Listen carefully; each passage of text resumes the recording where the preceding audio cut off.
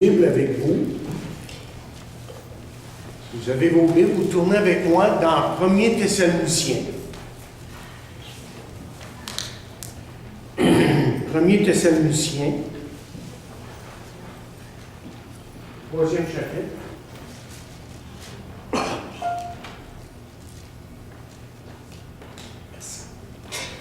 Et on va lire les 10 premiers versets. Alors, 1er Thessaloniciens, 3e chapitre, et vous pouvez suivre sur l'écran si vous n'avez pas une Bible devant vous. C'est pourquoi, impatients que nous étions, et nous décidant de rester seuls à Athènes, nous envoyâmes Timothée, notre frère, ministre de Dieu dans l'Évangile de Christ, pour vous affermir et vous exhorter au sujet de votre foi, afin que personne ne soit ébranlé au milieu des afflictions présentes. Car vous savez vous-même, nous sommes destinés à cela. Et lorsque nous étions auprès de vous, nous vous annoncions d'avance que nous serions exposés à des afflictions, comme cela est arrivé et comme vous le savez. Ainsi, dans mon impatience, j'envoyais quelqu'un pour m'informer de votre foi dans la crainte que le tentateur nous ait tentés et que nous n'ayons travaillé en vain. Mais Timothée, récemment arrivé ici de chez vous, nous a donné de bonnes nouvelles de votre foi et de votre amour et nous a dit que vous avez toujours de nous un bon souvenir, nous désirant nous voir comment nous désirons aussi vous voir. En conséquence, frères, dans nos angoisses et nos épreuves, nous avons été consolés à votre sujet à cause de votre foi, car maintenant nous vivons, puisque vous demeurez fermes dans le Seigneur. Quelle action de grâce, en effet! Nous pouvons tendre ou rendre à Dieu à votre sujet pour toute la joie que nous éprouvons à cause de vous devant notre Dieu. Nuit et jour, nous le prions avec une extrême ardeur de nous permettre de vous voir et de compléter ce qui manque à votre foi. Demandons à Dieu de bénir sa parole ce matin. Seigneur, je te demande de bénir cette parole et surtout de disposer nos cœurs et de nous donner à comprendre ce que tu veux que nous comprenions. Et nous savons que c'est par ton Saint-Esprit que tu nous éclaires, que tu nous convaincs et que tu nous amènes à toi, à un plus grand amour, à une plus grande consécration. Et je prie pour tous et chacun ici afin que nous puissions comprendre les choses qui viennent de toi. Et nous saurons te donner l'honneur et la gloire. Amen. Mais ce matin, nous allons continuer, en fait, dans la même veine que la semaine dernière. Et en fait, c'est comme une continuité du message de la semaine dernière. Nous avons vu dimanche dernier, justement, que notre mission est de Dieu et pour Dieu. Que la mission que Dieu nous a donnée en tant qu'Église locale, n'est pas notre idée, mais celle de Dieu. Alors, ce matin, ce que j'aimerais faire, c'est de vous présenter une Église qui était aussi l'idée et l'œuvre de Dieu. Une nouvelle Église, un peu comme la nôtre, une nouvelle Église qui se trouvait à Thessalonique. D'abord, il faut dire ceci, il y avait beaucoup de tribulations lorsque Paul a commencé cette nouvelle Église. Mais ce qui est important de savoir, est que cette ville ici est devenue comme une ville stratégique pour l'Évangile de Jésus-Christ. Parce qu'il y avait dans Thessalonique une voie qu'on appelait, une route qu'on appelait la voie ignatienne, qui était à cette époque une route commerciale qui reliait là, bon nombre de villes importantes dans l'Empire romain.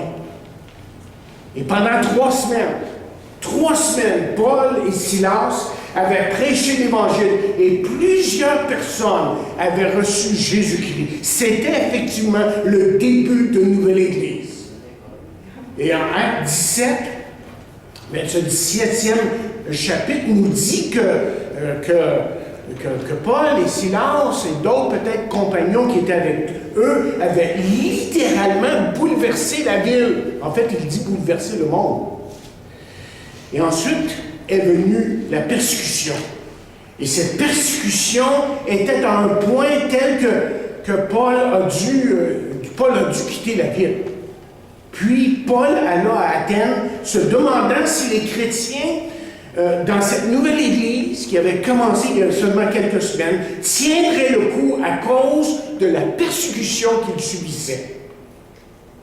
Et dans les versets que nous avons devant nous ce matin, bien, ce que l'apôtre Paul fait, c'est de nous parler de la foi de ces jeunes chrétiens et de sa joie surtout d'apprendre que ces jeunes chrétiens tenaient bon malgré les épreuves.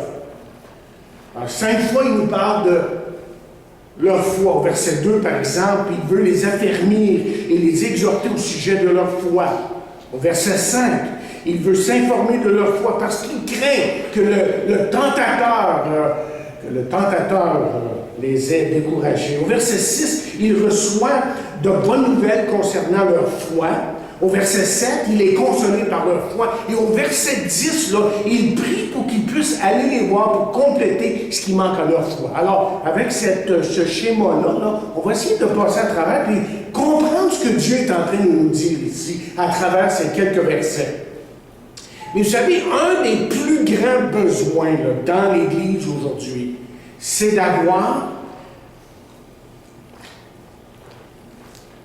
et ça va certainement rejoindre ce qu'on est en train de dire jusqu'ici ce matin, c'est d'avoir des chrétiens avec une foi solide et puissante. Et c'est pour ça que j'ai intitulé ce message justement « Une foi solide et puissante ».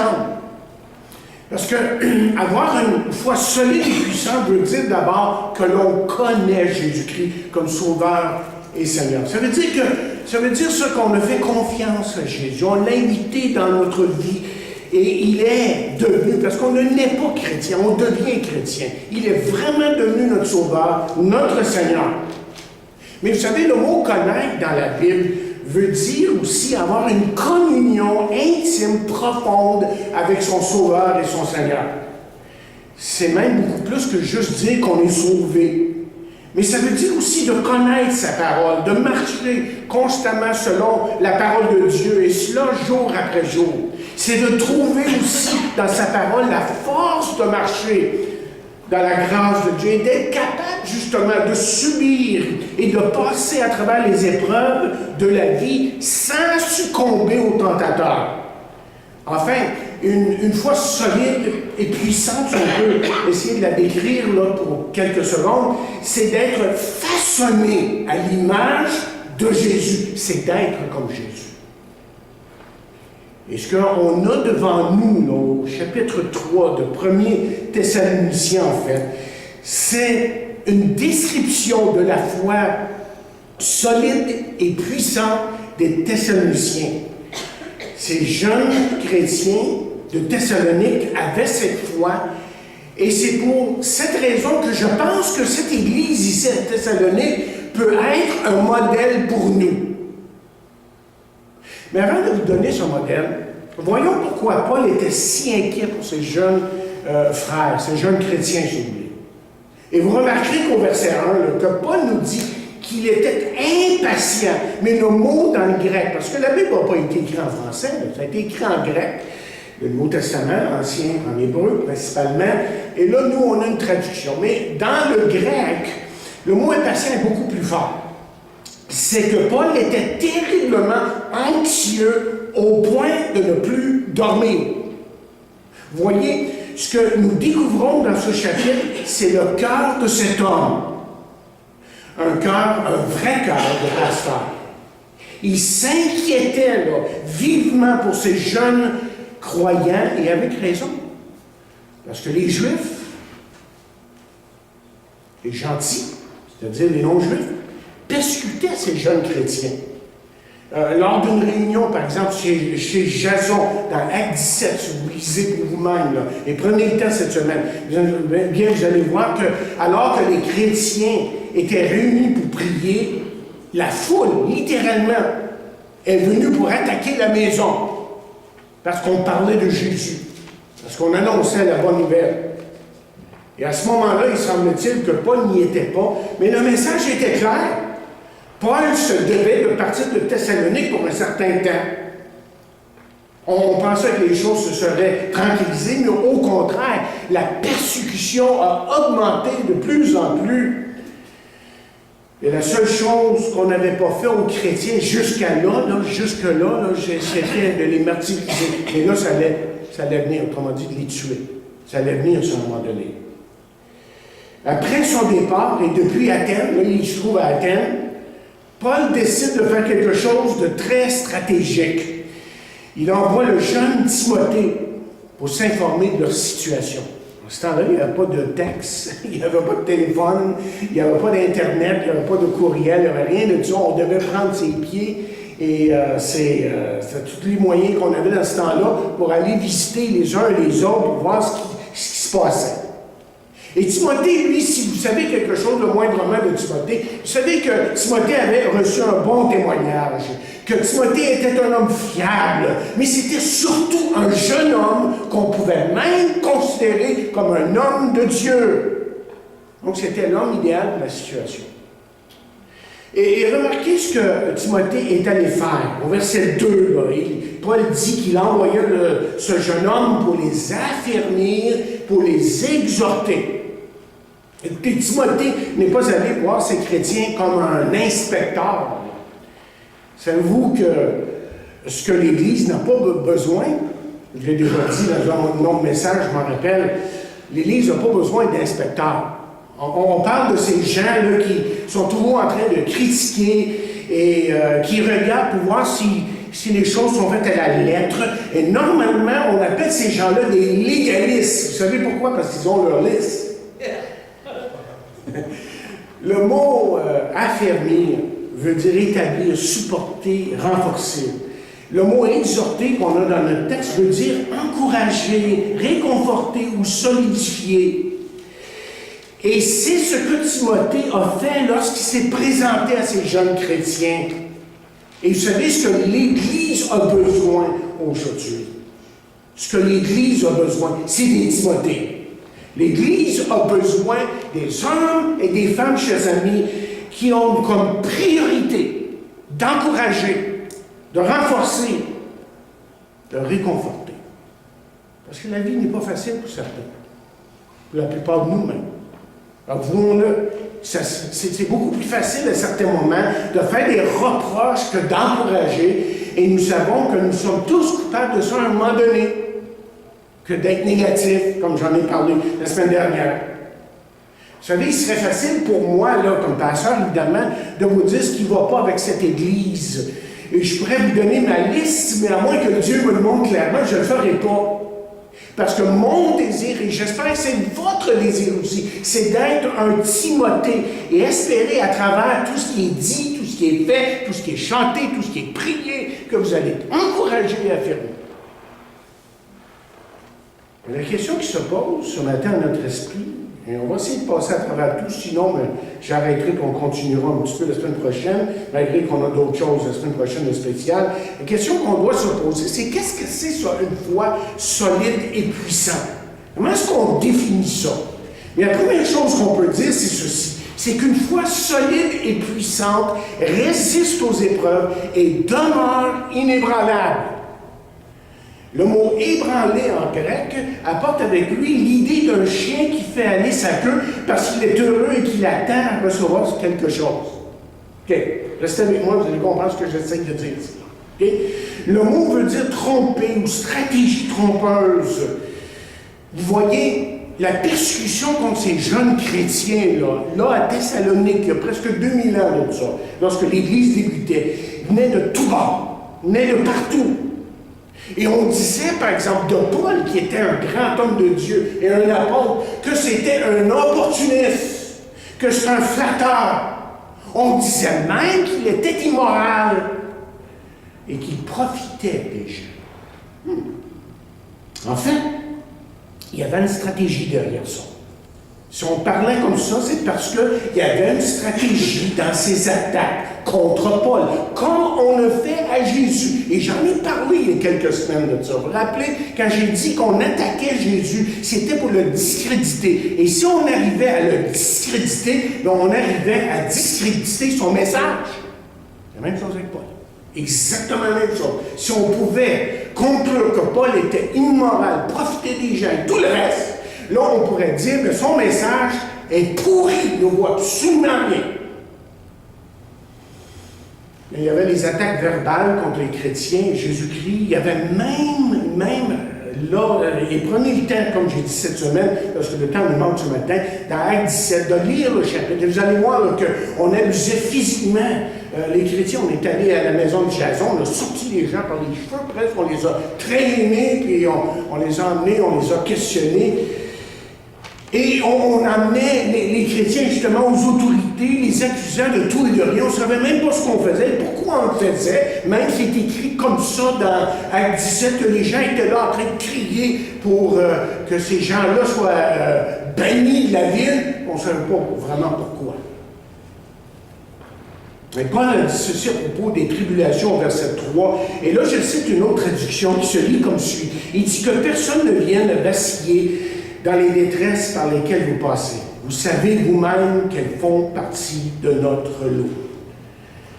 La question qui se pose à ce stade-ci est la suivante. Comment est-il possible de tenir ferme et de ne pas se décourager lorsque nous sommes éprouvés?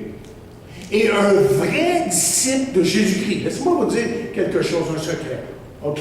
Un vrai disciple de Jésus-Christ va être éprouvé à certains moments. Il va être persécuté, il va être rejeté, il va se sentir rejeté, abandonné même. Alors, comment est-il possible de tenir ferme? Mais il y a trois choses à considérer, essentiellement. La première chose, et je pense que ça ressort aussi dans notre texte, c'est que le chrétien, le vrai disciple de Jésus-Christ, a un rendez-vous avec la persécution.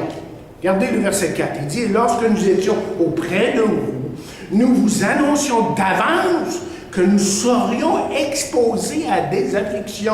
Attendez-vous à ça, autrement dit. » Et il dira ailleurs, tous ceux qui veulent vivre pieusement, pour Dieu, si vous voulez, seront persécutés. Donc, l'enseignement de Paul à l'égard de la persécution, l'enseignement de la parole de Dieu, je dirais, à l'égard de la persécution était clair et sans ambiguïté. Mais la question, c'est pourquoi? Et là, la réponse est importante. Pourquoi est-ce qu'on est persécuté? Pourquoi est-ce qu'un chrétien peut être rejeté, mal vu? Premièrement, parce qu'il n'est pas de ce monde. Il vit dans ce monde, mais il n'est plus de ce monde. C'est-à-dire qu'il ne pense et n'agit pas comme le monde autour de lui. Et là, on parle de la vie morale, on parle de la vie spirituelle de cet individu. Le monde, on pourrait dire que le monde réagit contre cette différence. Et Jésus lui-même nous avait averti de ça. Écoutez ce qu'il dit. Il dit, si vous étiez du monde, le monde aimerait ce qui est à lui. Mais parce que vous n'êtes pas du monde, dit-il, et que je vous ai choisi du milieu du monde, à cause de cela, le monde vous hait. Et rappelez-vous que malgré tout ce que Jésus a dit et le bien qu'il a fait, on l'a crucifié. Mais la deuxième chose, c'est parce que si on est persécuté, c'est parce qu'on est mort au péché. Plus le chrétien grandit dans les voies de Dieu, plus il s'éloigne du péché. Mais en plus, écoutez bien ce qui arrive ici. Le plus il s'approche de Dieu, plus il expose une vie qui est marquée par le péché. Je crois que vous comprenez ce que je suis en train de dire ici. Et en plus, là, il y a comme une réaction innée de la part des gens contre celui qui cherche à vraiment plaire à Dieu, à vivre une vie qui glorifie Dieu. Et là, Jésus a dit ceci, un jour, il dit, si je n'étais pas venu et que je ne leur eusse point parlé, ils n'auraient pas de péché. Mais maintenant, ils n'ont aucune excuse de leur péché. Les gens nous regardent Et sans commencer à crier sur les toits qu'on est chrétien, tout ça, juste la façon de vivre. J'ai souvent vécu ça. Les gens, je me rappelle une fois, je travaillais dans une shop. J'étais jeune dans ce temps-là. Et puis on me regarde, ah, t'es un prêtre, toi? Je n'ai jamais dit que j'étais un prêtre. Je n'ai jamais rien dit de quoi que ce soit. Mais juste le fait de ne pas sacrer, juste le fait d'avoir un langage différent, d'avoir une attitude différente, les gens le remarquent. On en a parlé un instant. Mais pourquoi est-ce qu'on est persécuté? Parce que le monde ne connaît pas Dieu, ni Jésus-Christ, chers amis, que même leur conception de Dieu et de Jésus est différente de celle du chrétien. Aujourd'hui, pour bien des gens, chers amis, le Dieu de ce monde, leur Dieu, autrement dit, c'est l'argent, c'est leur carrière, c'est le plaisir. Et c'est pas tout mal, ça, là, ce que je suis en train de dire. Pas de problème de faire de l'argent, pas de problème d'avoir une carrière, d'avoir un peu de plaisir, mais quand ça devient dominant dans sa vie, ça, c'est un problème. Ce qui fait que le monde autour de nous aujourd'hui se sont inventés un Dieu papa gâteau, c'est-à-dire un Dieu qui répond à tous leurs besoins personnels et égoïstes. Mais lorsqu'on regarde la parole de Dieu, que le chrétien regarde la parole de Dieu et étudie la parole de Dieu, ce qu'il découvre, c'est qu'effectivement, oui, on a un Dieu plein d'amour. Mais Dieu est aussi un Dieu juste et saint. Et Dieu va juger ce monde un jour. Mais pensez-vous pour un instant que ce soit un message populaire aujourd'hui? La plupart des gens veulent croire qu'en fin de compte, que tout s'arrangera sans tenir compte des exigences que Dieu met dans sa parole. Et essayer de gagner un concours de popularité en leur montrant que leur raisonnement est faux parce que la Bible le dit, vous allez passer pour un fanatique, vous allez passer pour un introvert. C'est comme ça. C'est comme ça qu'on a traité Jésus. Écoutez encore une fois ce que Jésus a dit. Il dit, et c'est sûr que ça parle pour une autre époque, mais on peut faire l'application aujourd'hui. Il dit, ils vous excluront des synagogues, et même l'heure vient où quiconque vous fera mourir croira rendre un culte à Dieu. Et ils agiront ainsi parce qu'ils n'ont ni connu le Père, ni moi. Ce qui est important pour un chrétien, pour un enfant de Dieu, de saisir, c'est de comprendre la parole de Dieu, mais c'est de comprendre ces choses afin qu'il ne soit pas ébranlé. Autrement dit, il est très important pour vous, là, spécialement si vous êtes jeune dans votre foi, de comprendre que ce monde est dominé par le péché. Vous avez juste à regarder le Journal de Montréal de ce matin. Je vais regarder vite, là, quand je le reçois. Et ce monde est dominé par le prince de ce monde que la Bible appelle Satan. Ce qui fait que si le chrétien comprend ces choses-là, plutôt que d'en vouloir contre celui qui nous persécute, qui nous rejette, qui nous abandonne parce qu'on est chrétien maintenant, bien, comme j'ai dit la semaine dernière, et il y a un lien avec ce que j'ai dit la semaine dernière, on a plutôt une bonne attitude et on cherche à gagner ces gens-là pour Jésus-Christ. C'est ça qu'on doit faire. Mais le chrétien doit savoir que la tentation de se laisser abattre par la persécution vient du tentateur. On parle de la persécution. Et pourquoi on est persécuté? Je veux être sûr, là, et j'en ai parlé un petit peu la semaine dernière, et si vous n'avez pas écouté le message la semaine dernière, il est sur YouTube, et vous devriez l'écouter parce qu'il y a un lien avec les deux messages. Vous devez être sûr, comme j'ai dit quelque chose de semblable la semaine dernière, que Satan est derrière la persécution que vous subissez. Laissez-moi vous montrer comment. Justement, sa stratégie est de vous décourager et de vous enlever toute capacité d'être un témoignage pour Jésus-Christ. Pour rendre là, ce témoignage vivant et réel que Jésus, c'est pas juste quelqu'un qui est dans le ciel, quelqu'un qui est dans l'histoire, mais quelqu'un qui est vivant en vous par son esprit. Et Jésus a souvent parlé de Satan. Il a dit que Satan était un destructeur. Il a dit aussi qu'il était un menteur. Et s'il y a une chose que Satan veut faire envers vous, c'est de détruire votre confiance. Il est stratégique, hein? C'est de détruire votre confiance. Et si vous perdez votre confiance, bien, qu'est-ce qui arrive? Vous vous taisez, vous ne parlez plus. Vous n'avez plus confiance en quoi que ce soit. Au milieu de la persécution, l'apôtre Paul a dit ceci: je puis tout par celui qui me fortifie. Mais en ce qui a trait à la persécution, à cet abandon qu'on peut sentir à certains moments, le chrétien doit comprendre que son travail n'est jamais en vain. Et laissez-moi vous expliquer ce que je veux dire ici. Je sais que la plupart de vous qui êtes ici, vous aimez Jésus-Christ. Vous adorez Jésus-Christ. Vous êtes son enfant aujourd'hui parce que vous avez reconnu l'importance primordiale de son sacrifice sur la croix. Autrement dit, si on parle, est-ce que tu es sauvé?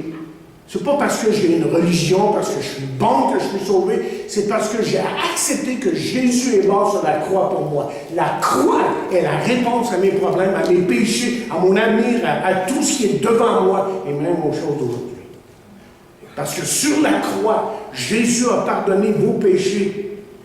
Et sur la croix, quand vous venez à la croix, les écluses des cieux ont été ouvertes pour vous, et c'est pour ça que Paul pouvait dire, en écrivant un jour à des jeunes chrétiens, encore une fois, qu'on a toute bénédiction spirituelle.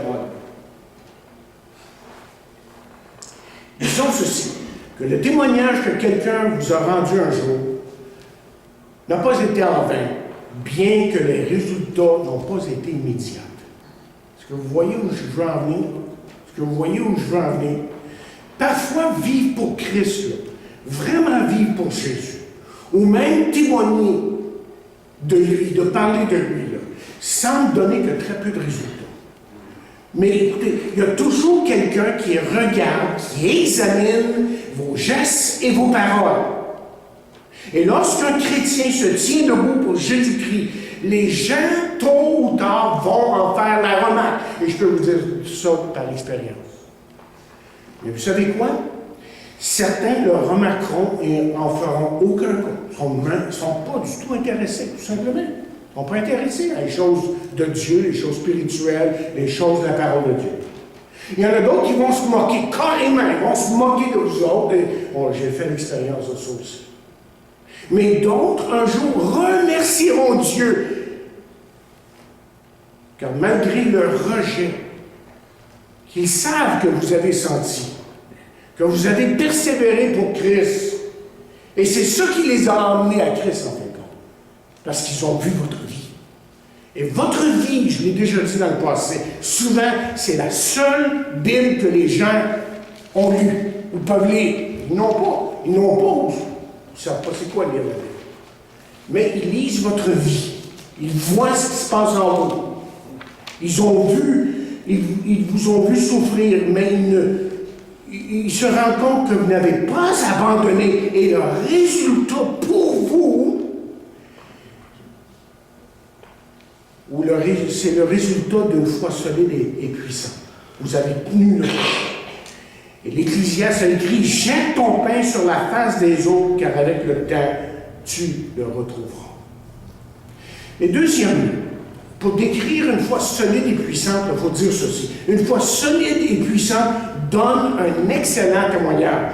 Lorsque Timothée est revenu de Thessalonique, il n'y avait que de bonnes nouvelles. D'abord, Timothée a pu rapporter que ces jeunes chrétiens tenaient ferme. En aucun temps, est-ce que ces jeunes chrétiens n'avaient-ils compromis leur foi? Ils étaient hardis. Ils avaient beaucoup d'hardiesse, autrement dit, et ils persévéraient dans leur foi, malgré les persécutions. Et leur foi était tellement vivante là, que littéralement, ce qui est arrivé dans cette ville, dans cette église, c'est que leur foi a explosé. Et j'ai l'image dans ma tête, quand j'ai fait le message ici, j'ai l'image de temps quand il y a des artifices. On voit ça, là, ça va partout. Et puis c'est un petit peu comme ça. Là, les gens étaient tellement emballés et tellement peut-être que je pourrais dire tellement convertis, là, tellement transformés par Dieu, par Jésus-Christ, qu'ils ne pouvaient pas faire autrement que d'en parler. Et ça a affecté toute la vie, littéralement.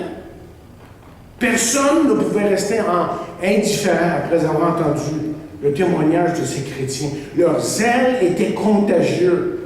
Ces jeunes chrétiens n'avaient rien abandonné chaque jour, vous voyez. Ils étudiaient la parole de Dieu, ils priaient ensemble, ils adoraient ensemble. Autrement dit, leur foi était vivante.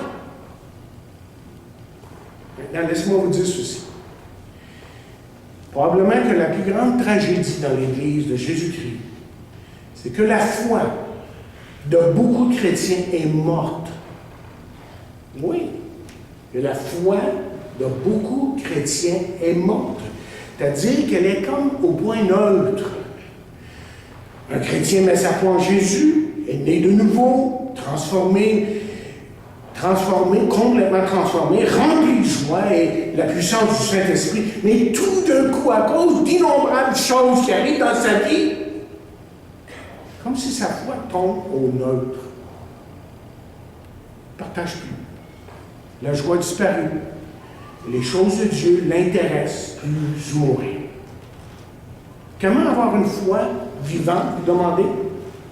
Je sais que c'est votre question. Bien écoutez, la réponse n'est pas tellement compliquée. On la trouve même dans Actes 2,42. Les chrétiens, là, il dit, ils persévéraient dans l'enseignement des apôtres, dans la communion fraternelle, dans la fraction du pain et dans les prières. Ils étaient ensemble. Ils se fortifiaient. Ils devenaient forts. Et à la longue, leur témoignage était aussi fort. Vous savez, vous connaissez trop bien peut-être l'illustration que je vais utiliser, je l'ai déjà utilisée, mais c'est important, je pense que c'est important que je le redise. Prenez un charbon d'un brasier ou d'un feu et mettez-le seul. Vous savez ce qui va arriver? Évidemment, vous le savez. Vous allez voir qu'il va s'éteindre 10 fois plus vite que le reste. Et un chrétien qui a une foi morte, bien, c'est un chrétien qui s'est éloigné de Dieu. Et on peut s'éloigner de Dieu. Et soyons clairs et précis. Il s'est probablement éloigné de son assemblée. Moi, je vais vous dire quelque chose. Un chrétien sans une église locale est antibiblique. Dans la parole de Dieu, Paul parle à des chrétiens qui appartiennent à une église locale. C'est une personne qui a cessé de lire la parole de Dieu, qui ne prie plus, qui évite évidemment la communion fraternelle. Et si c'est le cas, si c'est une personne qui évite les assemblées, qui n'a plus de communion fraternelle, d'enseignement et tout le reste, mais là, je vais vous montrer un chrétien qui a perdu son zèle pour les choses de Dieu, qui n'a pas de vision pour les choses de Dieu, qui a peu d'amour pour ses frères et sœurs, et qui surtout, intérieurement, il est comme mort. Ce matin, je revisais mon message, j'ai ajouté quelques notes, je vais vous les partager. Quels sont les avantages d'une assemblée comme la nôtre? Okay? J'ai mis juste quelques points ici. D'abord, on reçoit une nourriture spirituelle. On a besoin, notre âme, la partie qu'on ne voit pas, notre personne a besoin d'être nourrie. On n'est pas des animaux quand même. J'ai jamais vu mon chat, mes chats, tout ce qu'on a eu, nous autres, à travers les années, prier Dieu. Mais un humain prie Dieu. Un humain a besoin de Dieu. Et un humain peut se nourrir des choses de Dieu. Et c'est pour ça que Dieu nous a donné sa parole. Ensuite, un autre avantage, c'est la communion fraternelle. C'est ce soutien qu'il a besoin, cette exhortation, cet encouragement. Mais une troisième chose que je vais ajouter, c'est la correction. Lorsqu'on va dans une assemblée comme la nôtre, par exemple, où la parole de Dieu, j'espère, est enseignée de façon intégrale et fidèlement, mais il y a des corrections qui se font. Ça veut dire que si on est de travers un peu dans sa façon de penser, on entend la parole de Dieu et on se corrige. Dieu nous corrige. Mais si vous n'êtes pas dans l'assemblée, bien là, vous partez. J'en ai vu des chrétiens qui n'ont aucune assemblée, puis là, vous les rencontrez à un moment donné, puis là, ils sont en train de parler d'une affaire qui n'a pas d'allure, mais ils ont toutes sortes d'idées sur des spiritualités quelconques, sur des choses spirituelles qui viennent de la Bible, mais ça ne tient pas debout. S'ils n'ont pas été corrigés. Et enfin, il y a toute la question d'amour, de joie et d'humilité. On vit ça entre nous. On apprend ce que c'est de vivre entre frères et sœurs. Et l'Église, c'est le corps de Christ. Et c'est fait pour que nous puissions, vous et moi, là, vraiment vivre les uns pour les autres dans l'amour. Et la Bible nous dit ceci concernant l'Église, que l'Église, dans 1 Timothée 3,15, l'Église est la colonne et l'appui de la vérité. Et Dieu a donné évidemment des dons à l'Église. Pour que ceux-ci puissent, il y a celui qui exhorte, il y a celui qui donne, il y a celui qui enseigne aussi. Et celui qui peut vraiment donner aux gens ce qu'ils ont besoin pour grandir dans leur foi, les diriger. Et ces jeunes chrétiens ici s'entraidaient par amour les uns pour les autres. Et ils avaient saisi dans leur cœur le plus grand des commandements. Et quel est le plus grand des commandements? Jésus a dit ceci: je vous donne un commandement nouveau. Aimez-vous les uns les autres comme je vous ai aimé. Vous aussi aimez-vous les uns les autres. À tous ceux-ci connaîtront que vous êtes mes disciples si vous avez l'amour les uns pour les autres. Enfin, si l'on parle de témoignage, c'est que ces jeunes chrétiens ici, à travers Timothée, qui est allé les voir, qui est allé les visiter, ont témoigné à Timothée leur affection pour Paul, qui n'était pas juste pour eux un apôtre. Je pense qu'il était le pasteur, pour quelque temps. Et nous allons voir dans quelques minutes, non, on ne verra pas, probablement, on n'aura pas le temps de rentrer dans cette section-là. On va voir peut-être la semaine prochaine, là, comment c'est important pour Paul, ça? Comment c'est important pour lui que ces jeunes chrétiens-là réagissent? Parce que si vous pensez pour un instant que Paul était un Superman, vous vous trompez. Au contraire. J'avance de mes notes ici un petit peu, juste pour vous dire, en tout cas, je vais essayer de m'en rappeler, parce que je vais finir. Juste pour vous dire que Paul, c'est un homme comme tous les autres. Il était tellement anxieux à certains moments. C'est ça qui ressort dans le grec. Là. On va le voir la semaine prochaine. On va avoir un témoignage, mais on va avoir un peu de la parole ici. Okay? La semaine prochaine, là, on va regarder, on va voir que Paul était extrêmement anxieux à certains moments. Qu'il était, mais complètement abattu. Ça se peut-tu, pas Paul? Ah! Calamité, non. Dans notre texte un peu plus loin, là, quand il parle de calamité et de choses comme ça, là, vous allez voir là, que c'est des mots dans le grec qui sont extrêmement forts et qui décrivent un homme qui est au bout de lui-même et qui a besoin des autres autant que n'importe qui. C'était pas un Superman. Et il n'y a pas de Superman ici sur la terre. Moi, je ne suis pas un Superman. C'est pour ça qu'on a besoin les uns les autres. Et on a besoin de partager cet amour et cette grâce qui nous vient de Dieu, qui nous édifie, qui nous renforce. Laissez-moi terminer et on va finir ça la semaine prochaine.